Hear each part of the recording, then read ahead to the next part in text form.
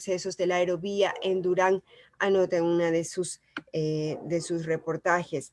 Así también nos cuenta, la falta de recursos complica al municipio, a los municipios en general. Por otro lado, los tropiezos en la elección de jueces.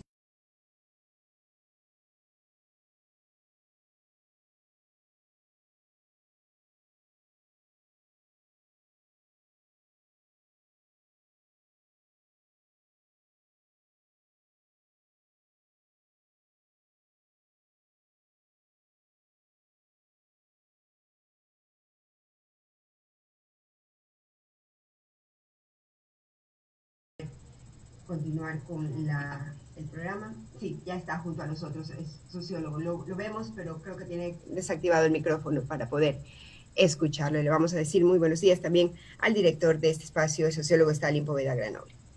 Buenos días, ecuatorianos. Me dan un comprendido si me escuchan con claridad. Yo los veo muy bien y los escucho con claridad.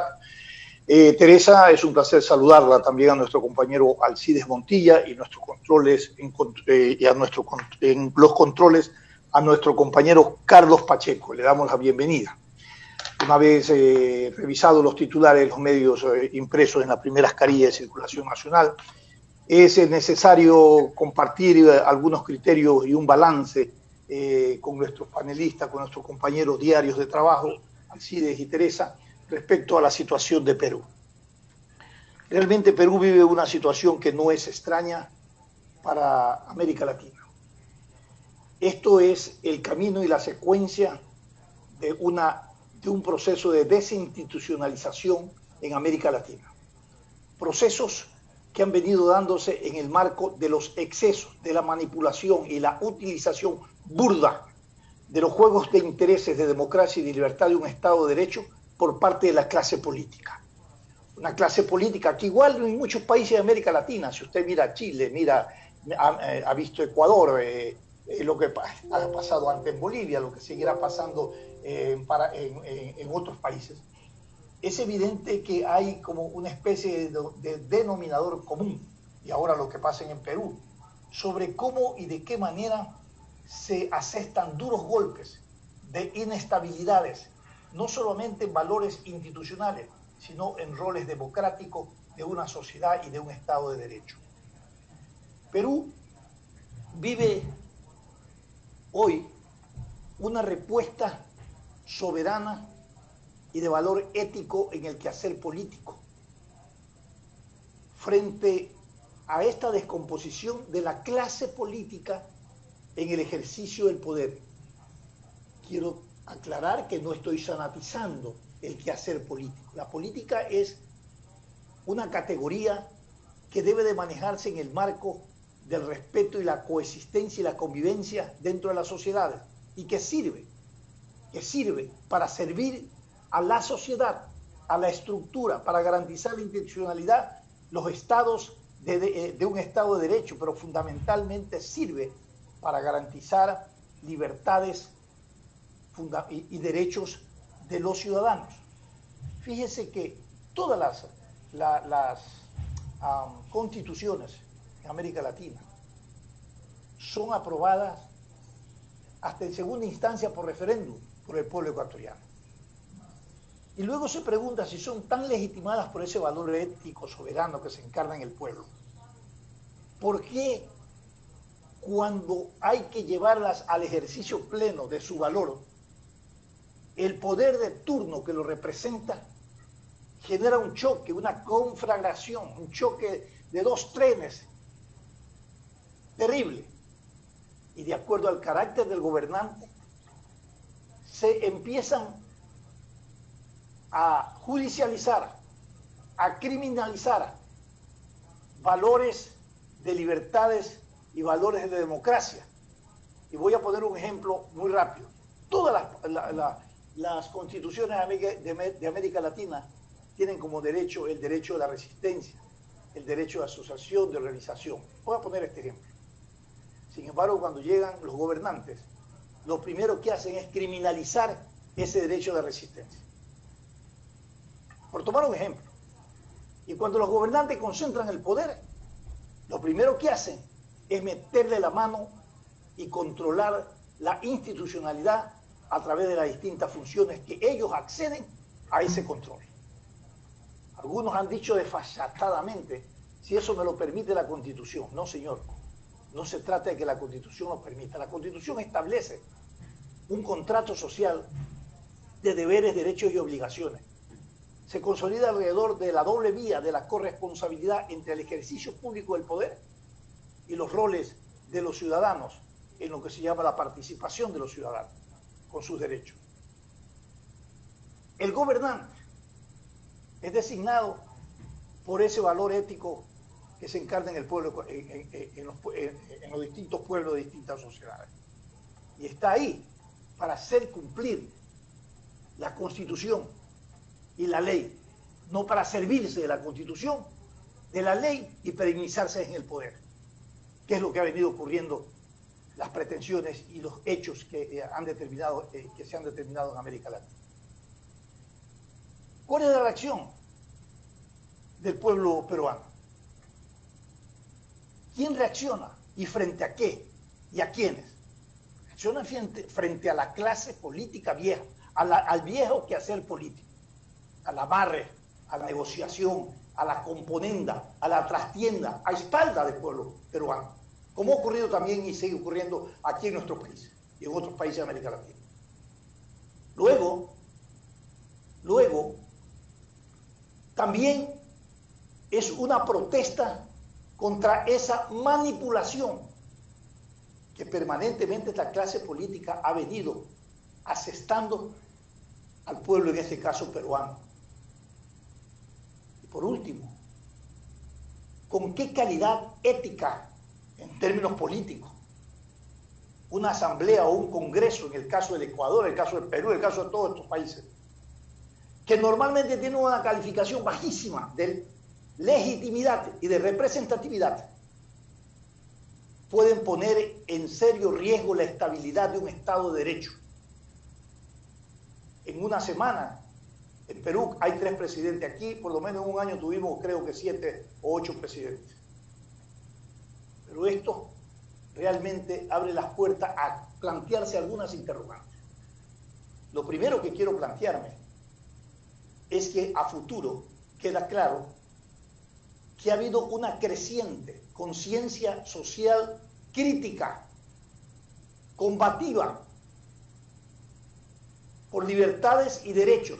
Antes, en la década, 2 décadas anteriores, la década y algo, mitad, 15 años, o la década anterior, 2 décadas anteriores, las reivindicaciones y grandes movilizaciones eran de tipo economicistas, eran laborales, eran de reivindicaciones de demandas a nivel de la estructura, a nivel del campo.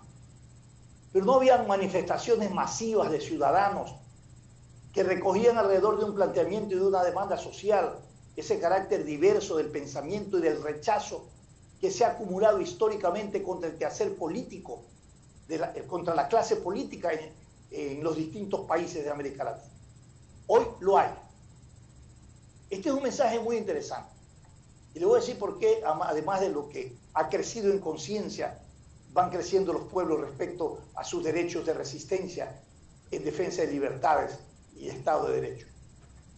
Porque hoy usted se pregunta, ¿cuál ha sido el papel en esta crisis profunda en Perú de las Fuerzas Armadas? Ese papel de las Fuerzas Armadas, a diferencia de dos décadas anteriores, por mínimas cosas, de inestabilidad en la estructura institucional del Estado de Derecho, había dictaduras. Había dictaduras. Por mínima presión social. Aquí en el Ecuador se sacaron presidentes porque habían, como dijeron en aquella época en la calle, 20 pelagatos, o 2.000 pelagatos, 3.000 pelagatos. Se ponían presidentes y decían a nombre del pueblo, el pueblo lo sacó. No, señor, es otra cosa. Perú, una gran manifestación, dijo, no, señores, esto no procede de la manera como han procedido las instituciones, cómo ha procedido el Congreso, cómo se depone a un presidente, cómo se pone a otro, cómo se improvisa a otro. Y todo eso en el acomodo de los juegos de intereses de los grupos de poder en la Asamblea, en el Congreso Nacional. Los que ayer eran minoría hoy son mayoría, los que ayer no tenían poder hoy tienen poder. Y esto es un tirijala alrededor de los juegos del interés de la clase política. Entonces los militares han dicho, señores, pondremos todos nuestros recursos al servicio y en defensa del pueblo peruano. Pero han dicho algo más, en defensa también de los valores, de la libertad, de la democracia y de la institucionalidad.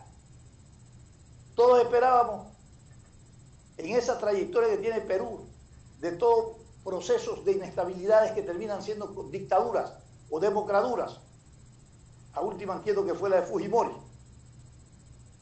que así accionara y determinara la Fuerza Armada. Han sido bastante prudentes hasta este momento y esperemos que de esa manera continúe y que Perú consiga su estabilidad institucional y democrática en el marco de lo que establece la Constitución política. Pero yo aquí también quiero hacer una reflexión. Es tanto la manipulación que se genera a través de la estructura y la clase política que quienes están hoy en las calles son aquellos que se cansaron de ser manipulados, son ciudadanos que se cansaron de ser utilizados y manipulados.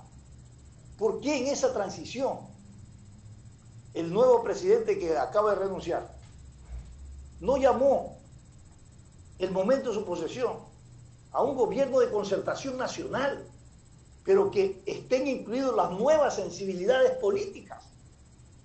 No, nombró en su mayoría de gabinete a toditos los restos y exmiembros de los gobiernos, de los 3 gobiernos anteriores, de los 4 gobiernos anteriores, que no reflejaban, que no representaban, por supuesto, ¿no?, el requerimiento de esa presión social en las calles, de que los cambios tienen que hacerse no solamente por la formalidad institucional, sino por incorporar nuevos valores y sensibilidades éticas y políticas en el ejercicio del poder.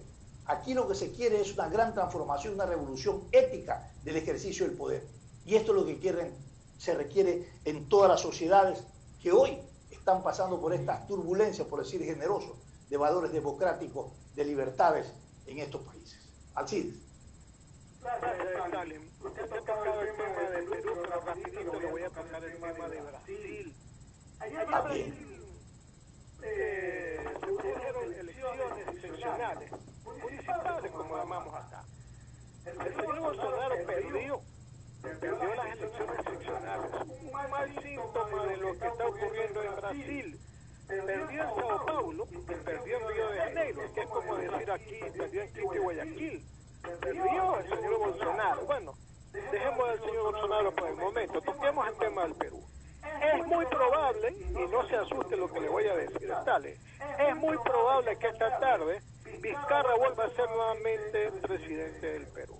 Hay una moción de un partido denominado Morado que va a ser analizada esta tarde por la mesa directiva del Congreso, ¿verdad?, para ver qué va a pasar respecto de la renuncia de Merino.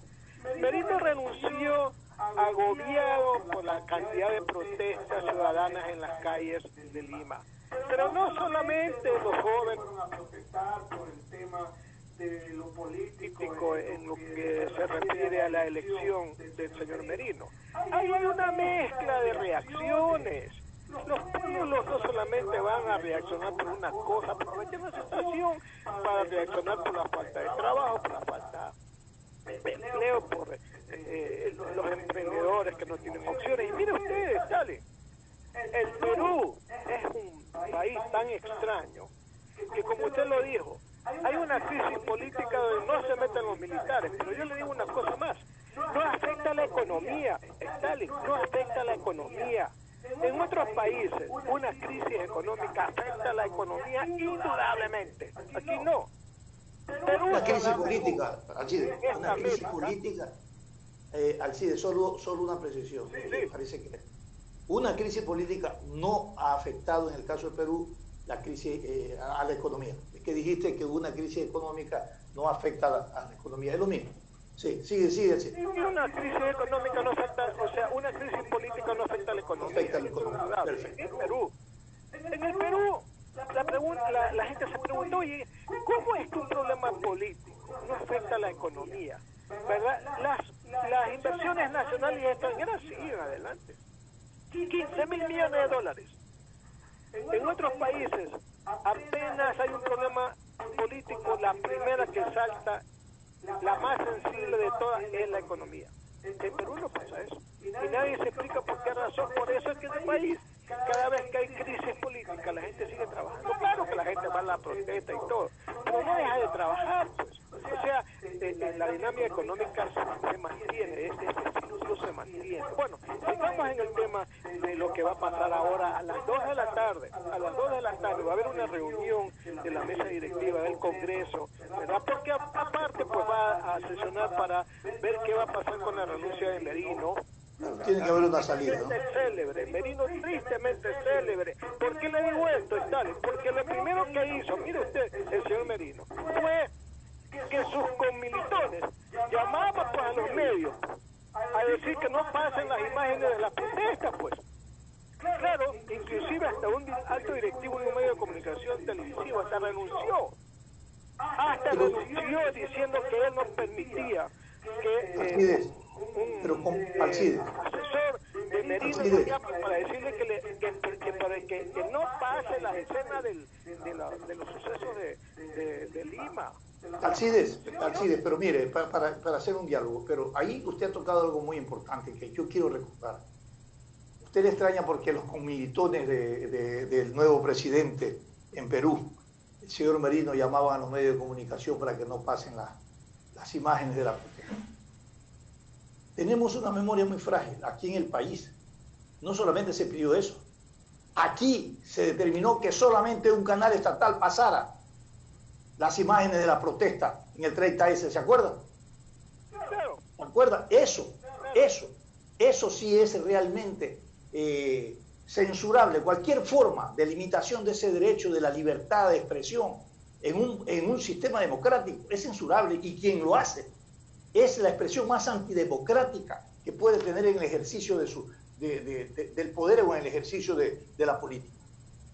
Siga. Continúo entonces, como le decía, ¿verdad? Merino, al verse pues disminuido en cuanto al apoyo popular, quería que la prensa no pase por las escenas de las manifestaciones de los últimos días, porque le digo otra cosa, Merino no hubiese decidido de poner su candidatura, perdóneme, Perú iba rumbo a hacer lo que ahora es Chile con las manifestaciones, y va a ser peor la cosa. Pero yo creo que Perú actúa rápido en esos casos y corta de raíz las situaciones, pero le insisto, ¿qué va a pasar hoy día? Porque ya la propuesta ya está hecha. ¿Qué va a pasar hoy día en Perú con la sesión de esta mesa directiva? El Partido Morado, que es el que ahora está saliendo por sus fueros a ver si arregla el problema, ha propuesto y se le ha aceptado que su vocero principal, Francisco Sagasti, asuma la presidencia del Congreso y que éste convoque al Pleno del Congreso para someter a votación la anulación del acuerdo sobre la vacancia de Vizcarra. Si eso es un defecto, porque parece ser que ese es el propósito de los manifestantes, que Vizcarra siga en el poder hasta julio, cuando ya lo entreguen mediante elecciones. ¿Por qué? Porque todavía la acusación de inmoralidad de él no está comprobada, está en análisis. Entonces la gente dice, oye, pero ¿por qué no? Es presuntiva nomás.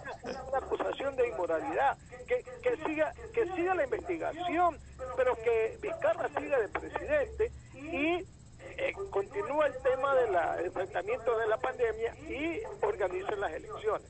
Entonces parece ser que esa es la tesis que hoy día se va a tratar en el Congreso, y veremos qué va a pasar.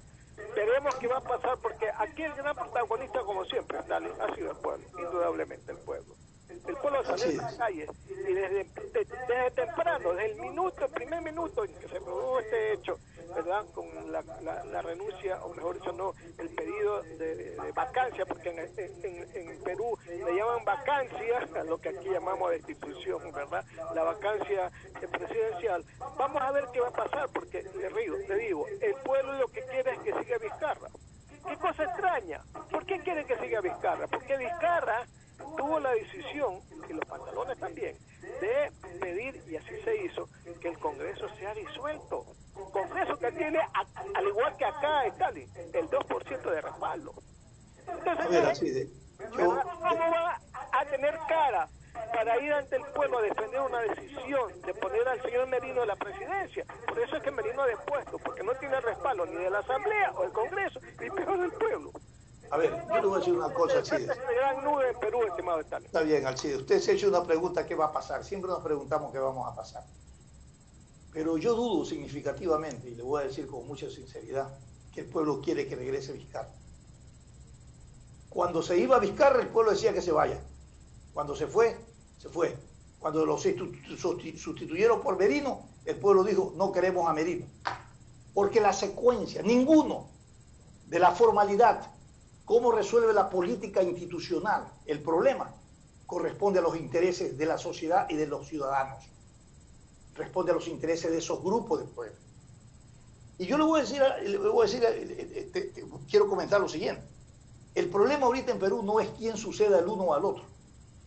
El problema es que esta es una gran oportunidad para Perú, para que se revise los vacíos y las discrecionalidades de orden constitucional que aún acarrea esa constitución y que permite tanto a los ciudadanos, en el caso de la demanda de su derecho legítima, y como a los políticos, una manipulación permanente en la estructura del poder.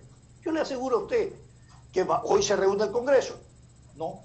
Sin estar tipificado en la Constitución, restituir la vacancia, porque ya lo sacaron, pues ¿cómo se explica que lo sacan y después lo vuelven a poner? O sea, estamos locos, la democracia no funciona así. Van a reponerlo y eso no ha resuelto el problema, eso mantiene el problema, pues. La gente lo que quiere es que se estructure. ¿Usted no rectifica? A ver, no, yo rectifico desde mi voluntad, pero en el caso de la política se rectifica desde la estructura política. Te lo permite la Constitución, no te lo permite, la manipula aquí en el país. Cuando había sucesión constitucional tenía que ir una mujer de vicepresidenta, ¿se acuerdan? Perdemos la memoria, ¿no es cierto? Y sin embargo, la Constitución era clara cómo era el proceso de sucesión. ¿Y cuál fue la sucesión? Le dieron a un tercero que no tipificaba la Constitución y que por última vez había que meterle la mano a la Constitución y manosearla. Y le dieron el poder, lo que ya históricamente sabemos en el país. Entonces, ¿qué? Vamos a solucionar un problema con las mismas debilidades y errores y fracturas que se le mete la mano a la Constitución. Y esa es una respuesta al pueblo. Bueno, yo le digo una Creo que debe de plantearse ya una reforma estructural profunda alrededor de esta crisis en Perú, como se planteó en Chile. Son las salidas como deben de darse. Son soluciones estructurales al CIDE. No son problemas de que hoy pongo a uno y saco a otro. Resolvámoslos de una vez por todo en una reforma estructural donde el pueblo tenga el pronunciamiento. Mire, la propuesta de revocar la vacancia en el Perú está establecida en la Constitución peruana. No se está buscando en el tumbado alguna idea que salga y que caiga y que sea buena y la interpretamos y la ponemos en vigencia, ¿no? He leído los analistas al CIDE en Perú y dicen que el tema de la... válida y dice, es válida en el marco legal de... Estoy leyendo la información. Ya. Sí. El tema es si es que esta es la vía, es la solución. Y todo esto cuando lo hacemos en el marco institucional, debemos de respetar ese gran pronunciamiento de un pueblo que pugna porque realmente esto no continúe. Hoy lo solucionan de esta manera. Mañana tampoco están de acuerdo con que regrese Vizcarra, ¿no es cierto? Y vuelven a hacer lo mismo. Entonces, ¿hasta cuándo puedes tú prever o tener en una constitución salidas que no son democráticas, que son antidemocráticas? Porque es una manipulación, es una burla al pueblo, a la convivencia social. Deben de hacerlo de otra manera. Yo creo que sí es una oportunidad para que se haga una gran propuesta de reforma estructural a nivel de la Constitución para evitarnos en el futuro, no solamente en el Perú, sino en muchos países de América Latina que estamos expuestos a este tipo de manipulación y de maniobra democrática institucional. Teresa.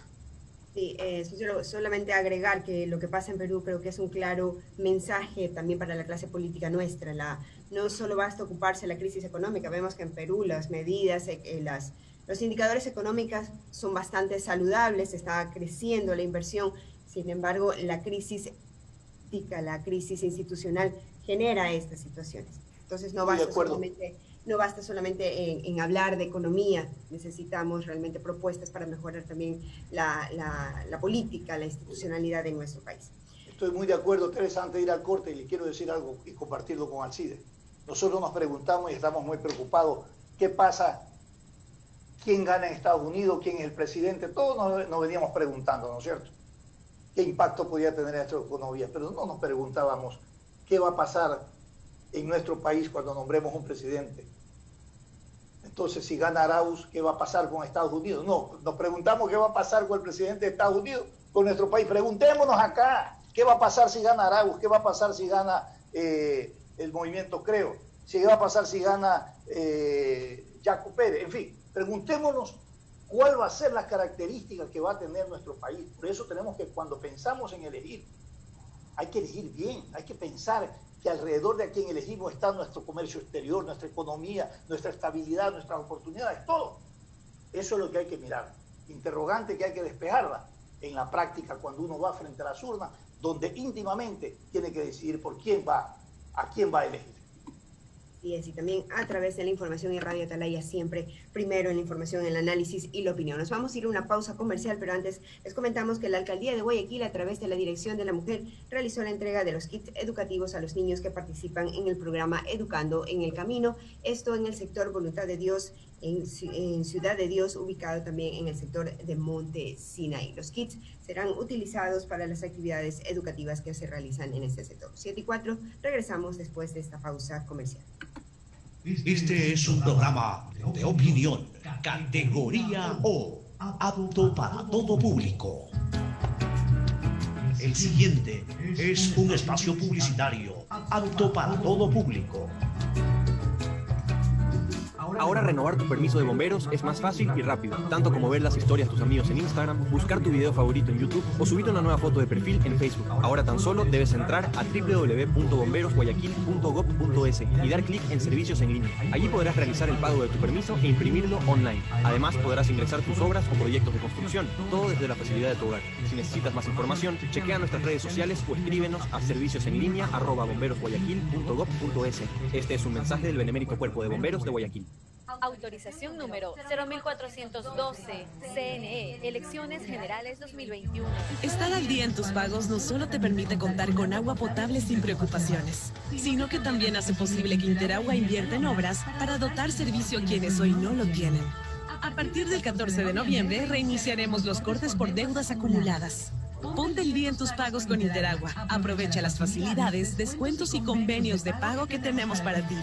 Consulta los planes de financiamiento por medio del app de Interagua, página web o llamando al call center 134. Interagua, siempre contigo. Esto aún no termina. Por eso le digo a mi nieto que para jugar pelota siempre debe usar mascarilla. Y cuando vuelve, hago que se limpie para entrar a casa. No te confíes. El estado de excepción terminó, pero la pandemia sigue. Manos, mascarilla, distanciamiento y preocuparse de que todos cumplan las medidas de seguridad. Alcaldía de Guayaquil. Autorización número 0118, CNE, Elecciones Generales 2021. Ya son 200 años de independencia de esta libérrima ciudad que siempre sale adelante. Por eso nos sentimos en constante compromiso de trabajar al ritmo de Guayaquil, generando empleos a través de nuestras obras que ayudan a reactivar la economía de la ciudad y un servicio con agua potable de calidad para beneficiar a cada uno de los 3 millones de guayaquileños.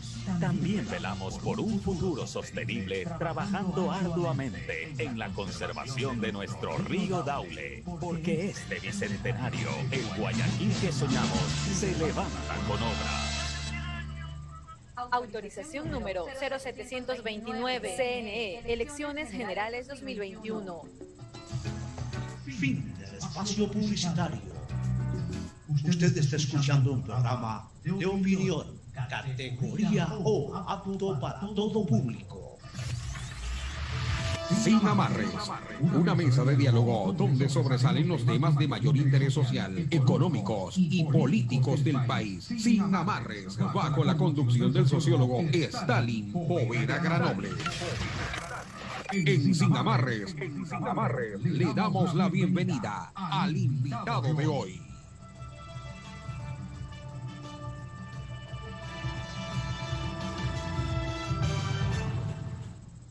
Siete de la mañana con 8 minutos. Gracias por continuar en compañía de Sin Amarres. En este momento vamos a hacer un análisis también del panorama electoral junto al doctor Medardo Oleas, quien fue expresidente del Tribunal Supremo Electoral. Ya está conectado junto a nosotros, estimado sociólogo.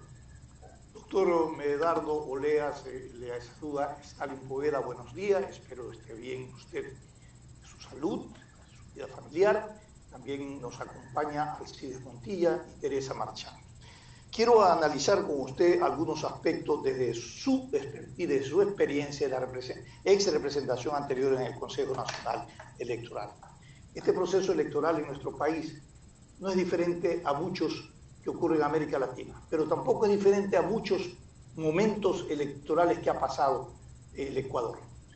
Una falta de credibilidad y de confianza en las resoluciones y gestión del Consejo Nacional Electoral pone un manto de duda frente a los ciudadanos de la transparencia, ejecución y pertinencia respecto a este proceso electoral. No fue suficiente cambiar la medida de representación de sus miembros en el seno del Consejo Nacional Electoral, en el que se pensaba que se iban a resolver todos estos juegos de intereses que ponían en seria duda un proceso de transparencia o la transparencia en estos procesos electorales. Pareciera ser que aún más se han agudizado, porque son resoluciones que no son de consenso, que saca el Consejo Nacional Electoral y que generan en la conciencia del ciudadano, en el electorado, un proceso, un nivel de desconfianza que realmente deberíamos despejarlo y lograr ser asertivos, o sea, tener certeza de que en este proceso electoral no ocurrirá lo que ha venido ocurriendo, que el manto de la duda termina siendo una manifestación de fraude en los procesos electorales. Buenos días y bienvenidos. Muy buenos días, reciban un cordial saludo a ustedes y todos los radioescuchas de esta muy prestigiosa radio. No sé si usted, doctor Medardo Oleas, me da un comprendido. ¿Me escucha? Sí, le escucho perfectamente. ¿Usted escuchó mi introducción, tal vez, a la pregunta? Sí, estoy de acuerdo totalmente con su introducción, porque hay una cosa muy cierta. El Consejo Nacional Electoral es un órgano eminentemente técnico, no político. Y vemos que todavía ahí tenemos a una representación política que busca guardar los intereses de ciertos grupos de poder, de esos mismos grupos de poder corruptos que han hecho mucho daño al país. Y no hemos logrado cambiar esta lógica, con el agravante de que tenemos más de 280 movimientos y partidos que no representan absolutamente a nadie, y que fueron creados de manera fraudulenta, bajo la figura del adherente ocasional, es decir, aquel que pasa por la calle y le regala una firma, y no cuando antes teníamos afiliados que querían militar en un partido, que querían hacer política seria, y ahí están los resultados. Tenemos unos 17 binomios presidenciales que tenían que llegar al poder, de los cuales 14 de ellos no llegarán ni al 1% de la votación, y esto es realmente un caos. Tenemos, además del Consejo Nacional Electoral, la Tribunal Contencioso Electoral que comienza a hacer una interpretación de la ley de forma abusiva, arbitraria, y violando precisamente la norma para permitir la participación de movimientos que no tendrían que estar en la palestra electoral. Perfecto, doctor. Perfecto. Pero ¿cómo nosotros somos responsables de ir legalizando este caos? ¿Qué juegos de intereses se manejan alrededor de que al caos hay que regularizarlo, hay que formalizarlo y hay que legalizarlo? Y se crean todas las discrecionalidades y nos entrampamos en esta falsa valor de participación política que realmente cada día está cuestionada. Así es, mire, lo ideal hubiera sido que se reformen estas leyes que fueron creadas a la donde precisamente se dicta esta ley electoral y de partidos políticos que facilita todas estas malas cosas, pero nada se hizo. ¿Por qué? Porque los actores políticos, al ser beneficiarios de este ilícito, guardan silencio. Usted ve que la presente fecha, ante la serie de irregularidades que se presentan en el Consejo Nacional Electoral y el Tribunal Contencioso Electoral, ninguno de los actores políticos reclama. Es más, cuando se pidió un juicio político para Diana Tamaín, se coaligaron ahí Social Cristiano con Alianza País para evitar el juicio, y ahí están las consecuencias. Si el juez natural de los vocales del Consejo Nacional Electoral y del Tribunal Constitucional Electoral de la Asamblea Nacional, y si ven que ellos no les van a enjuiciar, hacen lo que les da la gana, y el pueblo está sordo viendo cómo se cometen estas irregularidades. Perfecto. Es una oportunidad para el pueblo ecuatoriano en estas elecciones un poco mirar de que su elección, su voto, debería estar orientado primero a elegir para luego pensar en lo que proclaman los candidatos previamente a las elecciones. Toditos proclamaron y siguen proclamando que hay que desmontar una estructura institucional oprobiosa que viola derechos y libertades. Sin embargo, en todo ese proceso nunca hicieron nada. La estructura está intacta. Los juegos de poder de la política y la institucionalidad exactamente igual. Los cacicazgos políticos y representaciones electorales igual. Son los mismos de siempre. ¿Qué está pasando? Así es, no ha cambiado absolutamente nada. Y es más, son los mismos actores de la corrupción los que dicen que van a combatir la corrupción. ¿Por qué? Porque simplemente se dieron cuenta que utilizando este mal sistema pueden llegar al poder y no para gobernar adecuadamente, no para dar bienestar, no para solucionar los problemas de la sociedad, sino para enriquecerse. Y los ciudadanos, al alejarse de lo que es el quehacer político, al alejarse de un sistema democrático, al no participar activa y responsablemente, están convalidando estas acciones ilícitas de los movimientos políticos que, vuelvo a repetir, no tienen respaldo alguno, no tienen estructura, no tienen afiliados. Es el único sistema en el mundo donde hay partidos de alquiler, donde cualquier ciudadano puede ir de alquiler con partidos si quiere ser candidato, o puede comprar su partido político. Eso ya es la desgracia más grande que puede tener un país cuando los partidos políticos son de alquiler o están a la venta.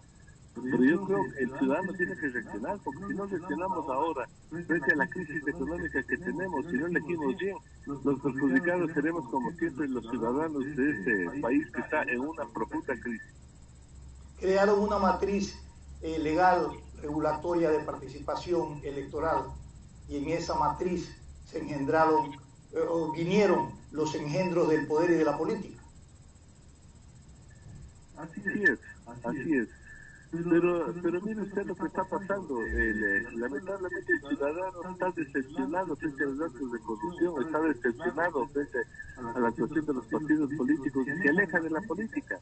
Más del 90% no quiere saber nada de este circo electoral. Y eso es gravísimo, porque repito, si nosotros permitimos que nuevamente la delincuencia se tome otra vez el poder, las consecuencias van a ser graves, porque el país tiene que institucionalizarse, tiene que modernizarse, tiene que buscar administradores que den una solución a esta profunda crisis que es mundial y ahora local. Entonces, si no reaccionamos nosotros como ciudadanos y solo esperamos que los partidos por sí antecinos tengan una solución, creo que es un grave error.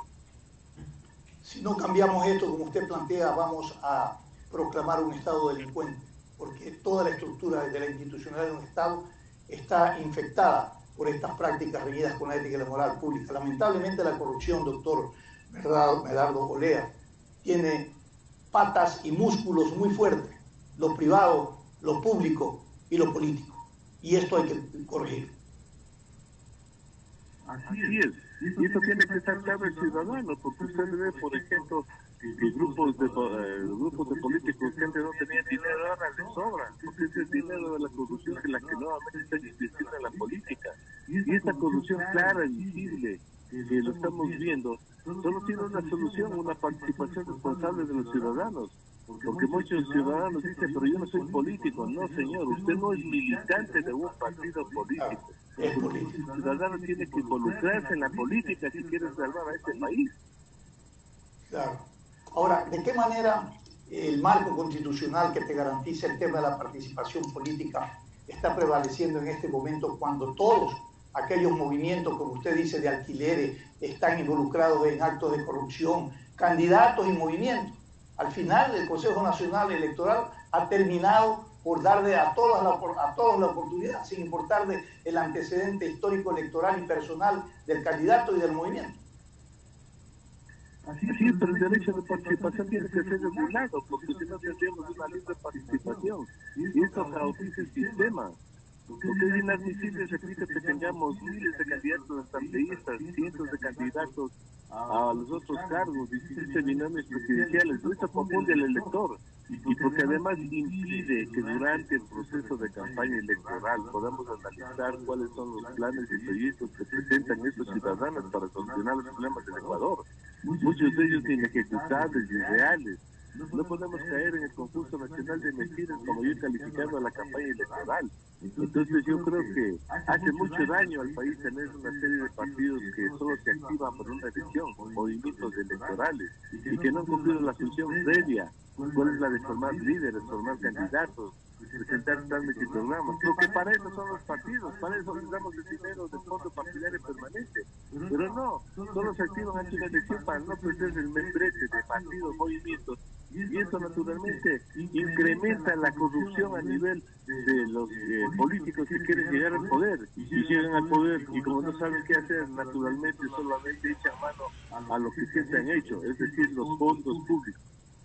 Doctor Olea, se dice que los males de la democracia se curan con más democracia. Y en esa línea siempre uno piensa que una reforma estructural profunda puede cambiar las cosas. Sin embargo, se hacen reformas, se crean nuevas constituciones y estas llevan en el vientre los mismos vicios y espacios de discrecionalidades que es la antesala a la corrupción.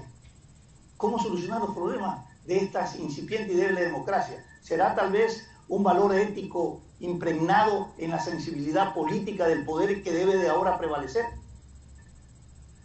Bueno, hay varias formas de acabar con este sistema corrupto. Yo creo que solamente la sociedad activa, si comienza a promover una reforma integral de leyes, comienza a presionarse a la Asamblea Nacional, porque la Asamblea Nacional tiene que dictar las leyes, sí, pero ellos como buscan cubrirse sus intereses, no van a hacer las reformas que requiere el país. Por eso, si la organización ciudadana es tan potente que si no le hacen caso procedemos a la revocatoria del mandato, podemos irnos por ese lado, por ese sistema. Pero no podemos permitir que ese sistema corrupto, que esa constitución mala siga vigente en el país. Tenemos que cambiar. ¿Por qué le constituimos el poder ciudadano al Consejo Nacional Electoral? ¿Qué poder tiene? Si es un simple servicio. El de participación ciudadana que hasta ahora no desaparece, a pesar de que los ciudadanos están insistiendo en que desaparezca, porque fue el sistema más corrupto que se pudo crear en la historia democrática del país. Y así una serie de reformas, por ejemplo la de la independencia de la función judicial, fundamental para garantizar una justicia plena con una fiscalía profesional, para evitar que nuevamente se tomen el poder de estos delincuentes y sean ellos los que nombran fiscales y jueces. O sea, hay que hacer una serie de reformas básicas, fundamentales, pero también solo dedicar los recursos del Estado ahora que el país necesita a educación, a salud, que es lo básico. Un pueblo sin salud como el que tenemos ahora, porque es crítico saber que somos, creo que el primer país en desnutrición infantil, vergüenza mundial, y aquí no se dice nada, de eso no se habla. Entonces los temas están ahí, y lo que hay que buscar es los mecanismos para presionar la reforma. Correcto, doctor. Continúa esta importante entrevista nuestro compañero Alcides Montilla. Gracias, tal y saludamos al doctor Medardo Olea. Doctor, estamos en época o en año electoral, ¿verdad? ¿Cabe una reforma al Código de la Democracia para evitar la venta o alquiler de partidos políticos? Ahora no, porque el sistema se va a pulir solo, porque todos los partidos de alquiler usted va a ver que van a desaparecer, porque no van a obtener la votación. Pero como es necesaria una serie de reformas para evitar que sigan estos partidos de alquiler, terminando este proceso lo que hay que hacer es eso. Le pongo un ejemplo, por ejemplo el alcalde de Quito, nadie sabe por qué partido salió electo, fue por unos de alquiler, que lo prestó, lo alquiló, lo facilitó, un fiscal que así mismo se sacó partidos de no sé dónde.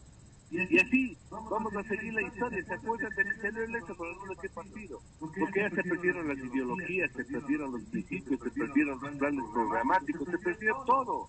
Entonces eso hay que ponerle un freno. Un partido que no esté activo por lo menos 3 o 4 años antes de un proceso de elección tiene que desaparecer. porque para eso está el Fondo Partidario Permanente, para eso está los fines y principios que tiene que cumplir un partido. Entonces habrá que presionar porque esas reformas tengan urgencia y no tener 280 movimientos que no sirven para nada, sino para congestionar el sistema, confundir al ciudadano y sacar malos ciudadanos electos para que manejen el poder. Doctor, y otra cosa, que el postulante debe tener por lo menos un año de afiliado, que no es que de la noche a la mañana venga y es candidato. Así es, pero para eso estaba diseñado el sistema anterior. Partido político que no tenga un padrón con afiliados de parte de los cuales puede hacer la democracia interna, simplemente no puede participar, porque la otra farsa que tuvimos aquí fue la democracia interna, donde salen de 20 delegados de forma telemática y dicen que ellos representan a todos los afiliados. Es mentira, señores. Aquí ningún partido tiene un padrón de afiliados porque no tienen afiliados. Por eso es que las primarias son una farsa que hay que eliminarlas, pues, doctor. Así es. Solo analicemos, por ejemplo, si usted ve quiénes son los directores de los partidos políticos, son los mismos desde hace muchos años, cuando la ley le dice que debe haber una renovación permanente, pero aquí tenemos dirigentes de los partidos que están 20 años, son los dueños de los partidos. Eso le demuestra que estamos tolerando la corrupción interna en los partidos y después esa se refleja y va hacia el poder. Doctor, otra pregunta. Usted sabe que la Contraloría le pidió al Consejo Nacional Electoral que luego de haber determinado irregularidades en entrega de firmas para la inscripción, margine o separe o deje sin efecto la supervivencia de 4 movimientos, de los cuales pues solamente Libertad del Pueblo, él es el único que está fuera de combate. Los demás han supervivido gracias al Tribunal Constitucional. El Tribunal Constitucional. ¿Cómo explica esta situación, doctor Oleaje, usted? Eso solo explico por la actitud corrupta que han tenido los miembros del Tribunal Constitucional Electoral, cuyo presidente incluso se dio el lujo en una sentencia de decirte que el reglamento para la realización de la democracia interna y la aceptación personal de las candidaturas para eso vale, queda sin efecto. Eso dijo. Eso es una barbaridad. Estos señores dicen que tienen que garantizar el derecho a participación, entonces cualquiera puede inscribirse. Vergüenza para el país tener un Tribunal Constitucional Electoral. Esa tiene que ser otra de las reformas. Tenemos que desaparecer de este organismo corrupto para que en elecciones solo sea una sala de lo contencioso administrativo la que resuelva los conflictos que se presenten, una sala de la Administración de Justicia. Lo que falló nuevamente la nobleza del Tribunal Constitucional Electoral, ellos son los que están facilitando todas estas cosas de manera vergonzosa, violando la ley, prevaricando, porque están fallando con la ley expresa. Doctor, para terminar, el Consejo Nacional Electoral también ha cometido una serie de irregularidades y pecados electorales, por ejemplo, en el tema de la inscripción de las candidaturas. Oiga, eso es un horror, ¿no le parece? Es que es así, son una vergüenza y no les importa, como tienen una mayoría, quieren hacer lo que les dé la gana. Y es más, ni siquiera han sido capaces de hacer una auditoría del sistema informático. Hasta el día de hoy están presionando por la compra de equipos o de alquiler, pero imagínense, estamos ya a 3 meses de las elecciones y hasta ahora ni siquiera son otros problemas técnicos. Más están en lo político, están buscando cómo tener el control de todas las fuerzas policiales electorales, cambiando ahí a los miembros que son independientes, poniéndoles a los que están dentro de la línea del control que ellos tienen. O sea, es una vergüenza lo que está sucediendo en el Consejo Nacional y el Tribunal Contencioso Electoral. Esperemos que las elecciones sean claras, transparentes y no tengamos que lamentar fraudes o manipulación de los electores. El Consejo Nacional Electoral está en deuda con el país y todo el mundo lo rechaza. Vean las estadísticas, un organismo sin respaldo ciudadano manejando las elecciones. Qué grave para la democracia del Ecuador. Doctor, una última pregunta para terminar con el programa, gracias al CIDE. Usted ha dicho que lamentablemente esta mayoría son las que tienen la hegemonía en la toma de decisiones, y en esas decisiones van, por supuesto, los vicios antidemocráticos, temas de corrupción, discrecionalidades, todo un menú de actos fuera de la ética política. Pero ¿cómo nos salvamos? ¿Cómo nos salvamos de esa tiranía de las mayorías en el orden institucional, entendiendo que mayorías y minorías son los contrapesos, pero sin embargo, el momento de decidir son las mayorías, independiente que se decida contra la democracia, son las mayorías que prevalecen. Eso se quiso hacer con lo que dice la propia Constitución, el juicio político de estos malos viejos que venían actuando mal. Pero mire usted cómo el interés político hizo que ese juicio político sea abortado. ¿Por qué? Porque existe la corresponsabilidad sobre este fracaso de los actuales miembros de la Asamblea Nacional, con nombres y apellidos, los señores de ese país, los señores oficiales que controlan el Consejo Nacional Electoral, y que ellos son los responsables, corresponsables de todo lo que pasa en el sistema democrático. Ahí no dicen nada, ahí guardan silencio. ¿Usted ha escuchado a algún asambleísta haciendo una crítica a los miembros del Consejo Nacional Electoral por todas estas barbaridades jurídicas? ¡No! Eso sí, nos vamos a juicios políticos sin sustento, nos vamos a escándalos permanentes que tiene la Asamblea, el juez natural de los miembros del Consejo Nacional Electoral y del Tribunal Constitucional Electoral. Por eso hay que buscar un mecanismo más efectivo para que si no funciona la Asamblea tengamos otros mecanismos de respaldo a los ciudadanos para evitar estos abusos y estos errores. Ahí está la revocatoria de mandato, una herramienta que poco la hemos utilizado, doctor. Queremos agradecerle a usted por habernos atendido en este Zoom y esperamos más adelante seguir conversando. Hasta consideración de todos y cada uno en sintonía de este programa, los conceptos y análisis vertidos por el doctor Olea en el análisis del rol del Consejo Nacional Electoral y sus decisiones de cara a las elecciones del 2021. Importante el análisis que hemos desarrollado el día de hoy. 7:29, estamos cerrando ya esta programación, estimado sociólogo licenciado. Gracias a nuestros oyentes por habernos acompañado. Los invitamos a que sigan en sintonía de Radio Atalaya. Ya viene Fernando Aguayundí. Hasta el día. Sin amarres, una mesa de diálogo donde sobresalen los temas de mayor interés social, económicos y políticos del país. Sin amarres, bajo la conducción del